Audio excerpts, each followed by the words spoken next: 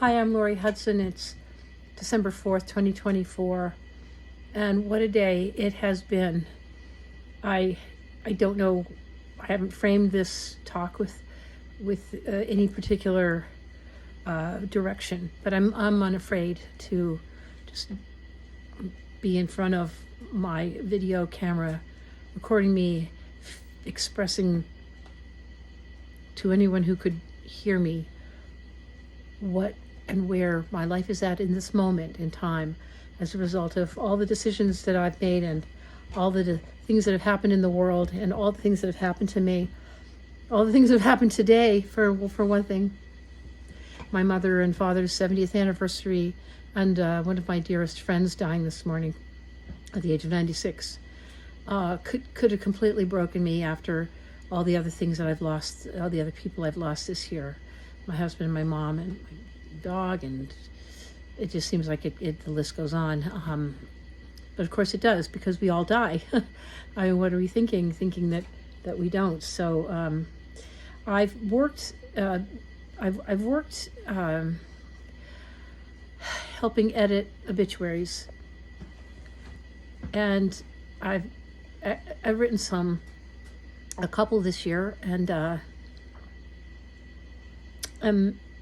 I've written tributes to people in columns. And I've been thinking a lot about this dear woman, Joyce, today, who was just a glorious person in her own right, just a whippersnapper, just an amazing, incredible person. She was 85 pounds when she left this planet, barely holding on by a thread. But I just remember her words to me, and I heard a voice message she gave me that just filled me with such, invigorated me so much. Just, she was that kind of an elder woman, State's sister, just an elder sister, and she, my mom, it's just the two of them were just incredible together. And we all played bridge for years. I mean, it was just like this generation of women, and it seems significant that losing her could sort of in my life. Does that mean that I am in that role? That I perform that role for others, maybe younger women or others. I'm there to support other people in a whole new way, because I guess I can think of myself in different ways now. That there's all these things are changing in the world, and not just in my personal life, where my family is spinning off wildly in so many different directions, kind of seems to be that they're just flinging themselves apart from me and from others, and I just, everything seems reordered and redone. But I guess that's life. I mean, that's the way people are sometimes. I mean, it doesn't always work that families stick together and stay together no matter how much you love them. Hard things happen, so I can't claim the right to, just because I think I've deserved it somehow, that I can have, all these grandchildren or all this or that, and everybody loving me and staying around and coming for holidays, and I don't have that. Actually, what I've done is I've stood up for things that I believe, and that hasn't always gone over well with the family. And it's also not been easy, because I have had a lot of loss, and I think that it makes it difficult sometimes for people who don't want to be around it, because they don't really know what to do about it. So they just avoid you if you're going through a lot. I get that, laugh and the world laughs with you, cry and you cry alone, kind of thing, and yet you have to cry you just have to ring the bells out. You have to care deeply about those you love and mourn those you lost.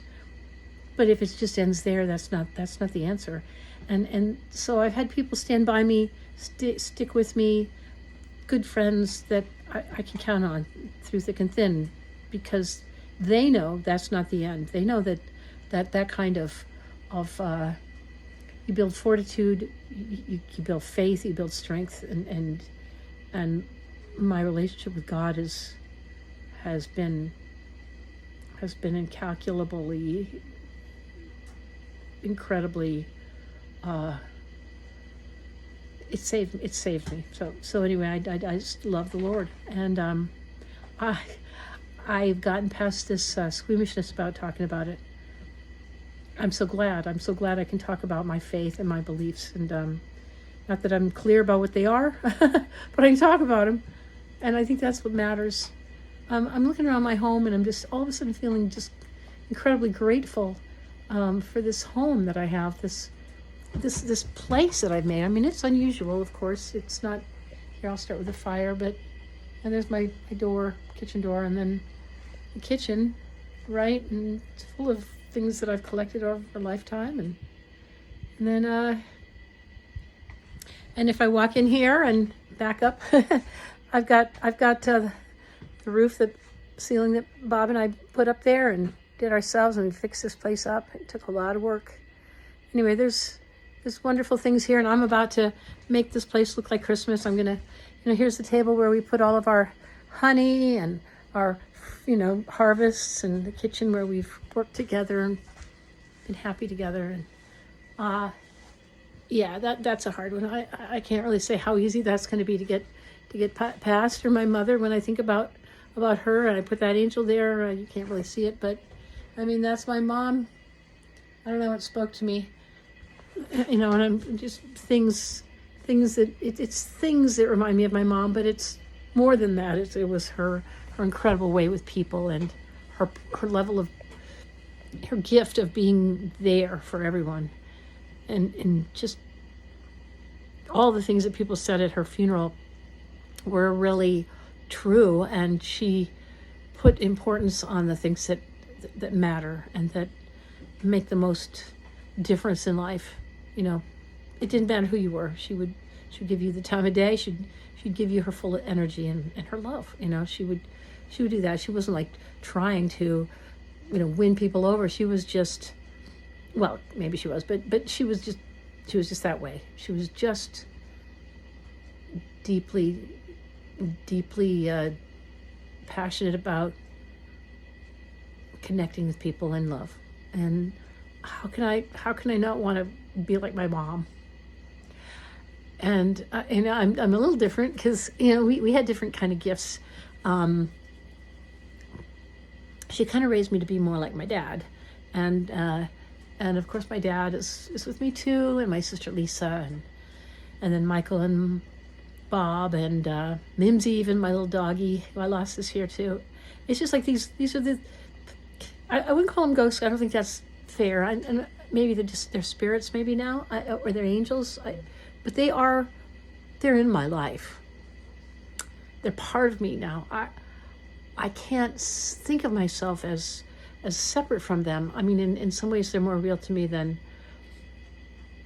a lot of people that are in my life.